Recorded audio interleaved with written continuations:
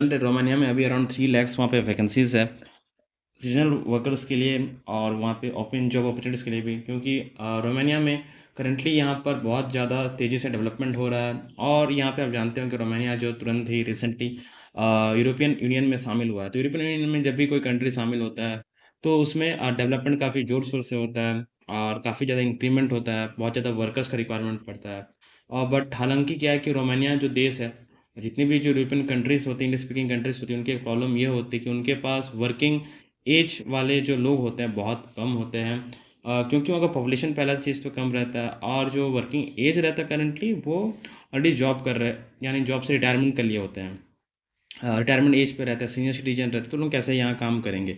तो इसलिए foreign workers को यहाँ पे रिक्वायरमेंट होता है हायर करने का। दूसरा ये चीज़ क्या है कि जो भी फॉरेन कंट्रीज़ है, जैसे यूरोपियन कंट्रीज़ होगी, शेंगन कंट्रीज़ होगी, डेवलपिंग कंट्रीज़ होगी, तो वहाँ पे क्या होता है ना, यूरोपियन यूनियन में जैसे कि आप जानते हैं 26 कंट्रीज़ है। अब वहाँ से कोई भी बंदा वहाँ का जो लोकल है, कोई भी कंट्री में जा सकता, आ सकता है, जॉब कर सकता है, काम कर सकता है। तो इनका ये फ़ायदा ये हो जाता है कि जहाँ पे सैलरी ज़्यादा मिल रही है, जहाँ पे कुछ ज़्यादा उनको फीचर्स, फैसिलिटीज़ मिल रही है, ज़्यादा अपॉर्च्युनिटीज़ मिल रही है, तो वो कंट्री वहाँ से चेंज शिफ्ट कर लेता है। तो इस कारण से काफ़ी ज़्यादा उनका माइग्रेशन होते रहता है। इस कारण से भी वहाँ के जो वर्कर्स, वहाँ के लोग स्टेबल रहते नहीं हैं, ये कंट्री से वो कंट्री आना-जाना करते रहते हैं। बट रोमानिया का जो बिज़नेस है, वहाँ का गवर्नमेंट है, जो वहाँ पे कंपनीज़ है, उनको चाहिए कि कोई स्टेबल वर्कर कोई आए, जो उनके साथ एटलीस्ट कम से कम 1 साल, 2 साल काम करे। उससे ज़्यादा भी काम करे तो उनको कोई प्रॉब्लम नहीं है, क्योंकि उनको लोकल वर्कर्स जो है ज़्यादा मिलते नहीं हैं बिल्कुल। लोकल वर्कर्स ज़्यादा अलग कंट्रीज़ में रहते हैं, वहाँ जॉब करते हैं। और उनके पास जो करियर गैप्स हैं वहाँ पे रोमानिया में, बहुत सारे स्किल्स शॉर्टेजेस है।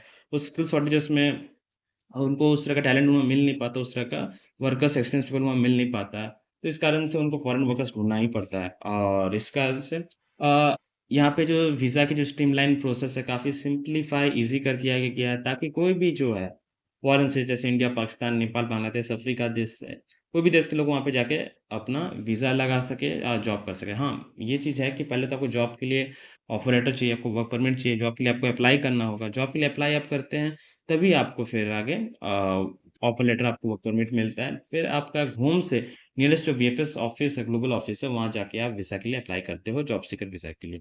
तो ये तो है, कंप्लीट प्रोसेस है। ये ऐसा ही रहता है हर कंट्री के लिए। तो यहाँ पे मैं देख सकता हूँ कि रोमानिया में जो करंटली जो स्किल शॉर्टेज है, जिसको खबर आई है, उसमें मैं थोड़ा-सा एक नज़र में डालता हूँ, रोशनी डालता हूँ। Romania is facing a significant skill shortage, particularly in sectors like construction, agriculture, hospitality and transportation।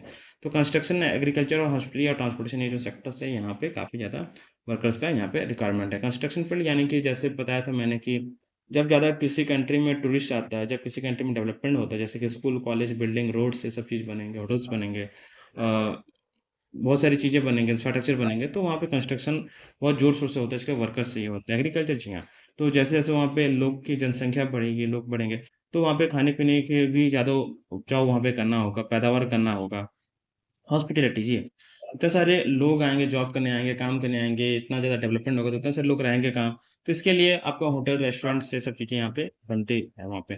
Transportation obviously, जब भी कोई कंट्री में अभी एक चीज़ नोटिस करिए, जो भी कंट्री, जो टॉप 5 कंट्रीज़, टॉप 10 कंट्रीज़ है, वहाँ का जो ट्रांसपोर्टेशन है, अप टू डेट है। यानी कि वहाँ के रोड, वहाँ के रास्ता, वहाँ का ट्रैफिक, सब चीज़ एकदम फैंटास्टिक रहता है, बेस्ट रहता है, क्योंकि जो कंट्री का ट्रांसपोर्टेशन ही अच्छा नहीं है, तो कंट्री में डेवलपमेंट कैसे करेगा? तो रोमानिया इस सब चीज़ में भी ध्यान फ़ोकस यहाँ पे दे रहा है। तो ये जो है लैक ऑफ अप्रूव्ड लेबर कोटाज़, ठीक है? यहाँ पे एम्प्लॉयर्स जो है क्रिटिकल पोज़ीशन पे चाहिए होता है, यहाँ पे फॉरेन वर्कर्स पे लोग डिपेंडेंट रहता है, वही चीज़ है जो मैं यहाँ बता रहा हूँ, कि इश्यूज़ यहाँ पे क्या थे कि Romania has substantial need for skilled workers across various sector, यानी कि 3 लाख इनको फॉरेन वर्कर्स चाहिए 2025 तक।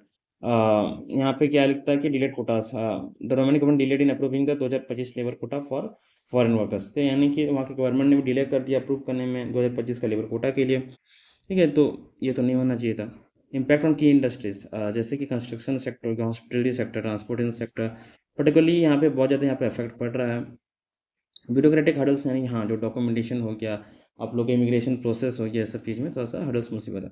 थोड़ा सा इसको ईज़ी वहाँ पे किया जा रहा है, थोड़ा कॉम्प्लिकेटेड है, इसको थोड़ा ईज़ी कर देने से ज़्यादा लोग वीज़ा फिर अप्लाई कर पाएँगे। अल्टरनेटिव सॉल्यूशंस यहाँ बताया जा रहा है कि रोमानिया के पास अल्टरनेटिव सॉल्यूशंस ये है कि visa process and offer training programmes, तक वीज़ा प्रोसेस को स्ट्रीमलाइन करे, ईज़ी करे, ट्रेनिंग प्रोग्राम्स तो ज़्यादा से ज़्यादा वहाँ पे दे, ताकि वहाँ के जो लोकल लोग हैं उस चीज़ को सीखे, नए-नए स्किल्स को और ड्यूटी जॉब वहाँ पे कर सकें, ठीक है।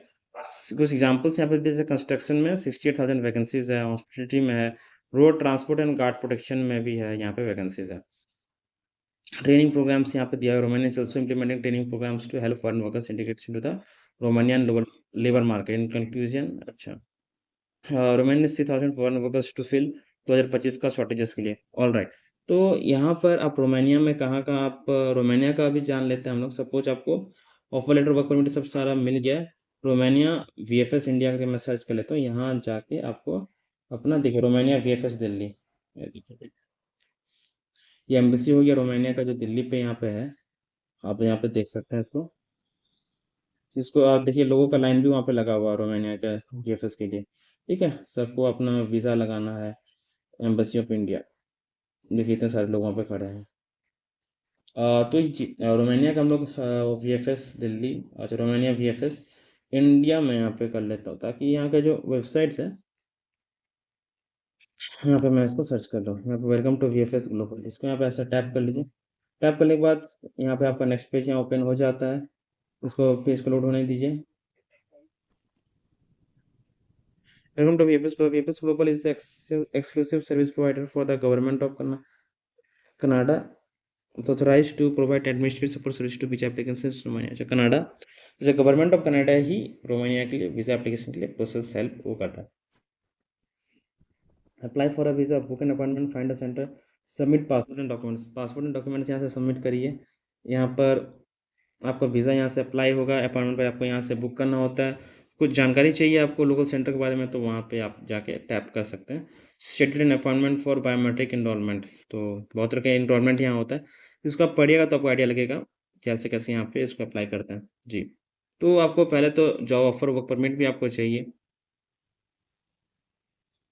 अगर आपके कोई फ्रेंड्स कलीग्स हैं ऑलरेडी रोमानिया में, तो आपके बहुत अच्छा बात है, वो आपके लिए जॉब ऑफर, वर्क परमिट के लिए आपके लिए हेल्प कर सकता है वहाँ के एम्प्लॉयर्स को बोल के, तो एक अच्छी बात है।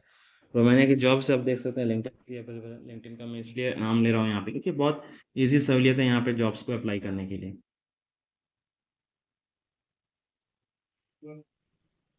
थोड़ा जी, तो यहाँ पे आप उसको पेज को यहाँ पे लोड हो रहा है, तो देख सकते हैं लाइन ऑपरेटर हो गया, एमआई ऑफलोडर का काम हो गया, हाउसकीपिंग अटेंडेंट हो गया, सिक्योरिटी गार्ड का काम हो गया, वेयर हाउस हो गया, हाउसकीपिंग अटेंडेंट और सिक्योरिटी गार्ड का जॉब हो गया, यहाँ पे वेयर हाउस ऑपरेटर का काम हो गया, वेयर हाउस वर्कर का, कुरियर का जॉब हो गया, जूनियर मैन्युफैक्चरिंग ऑपरेटर का काम है, ड्राइवर इन रोमानिया बुचारेस्ट में है, ऑप्टिक्स क्लीनर हो गया, लेक्सस कस्टमर सर्विस असिस्टेंट हो गया, मशीन ऑपरेटर का रिक्वायरमेंट है, यहाँ पे आपका वेंडोदरा का यहाँ रिक्वायरमेंट है, देन प्रोडक्शन ऑपरेटर का, डिस्पैचर का, ऑब्वियसली यहाँ पे ट्रांसपोर्टेशन फील्ड पे यहाँ पे ये रिक्वायरमेंट है, ऑपरेटर का है।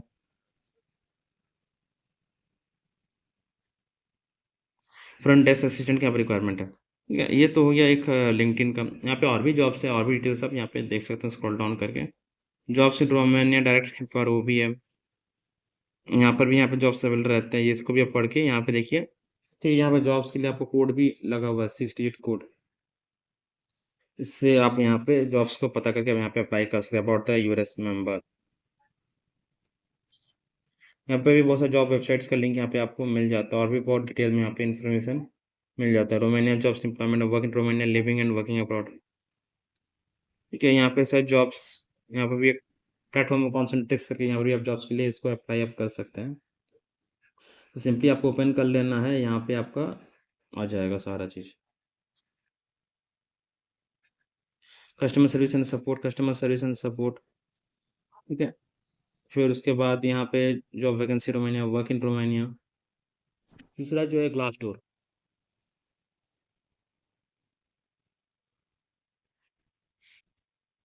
ग्लास डोर में देख सकते हैं 12,641 रोमानिया जॉब्स, इसको यहाँ पर टैप आपने कर लिया।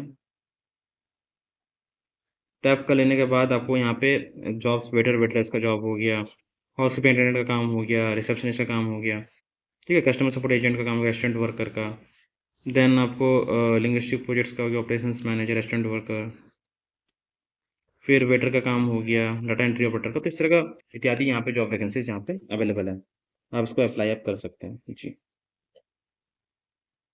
आई होप फ्रेंड्स जितना मैंने इन्फॉर्मेशन दिया आपके लिए बिल्कुल हेल्पफुल रहा। आपका भी कोई फ्रेंड्स कलीग्स है जो रोमानिया में जॉब करना चाहते हैं, बिल्कुल इनको इस वेबसाइट के बारे में उनको रूबरू कराएँ और कैसे जॉब्स अप्लाई करना है, सीवी को लेटर बनाना है, ये सब चीज़ें भी आपको इस यहाँ पे जानकारी आपको मिलेगी।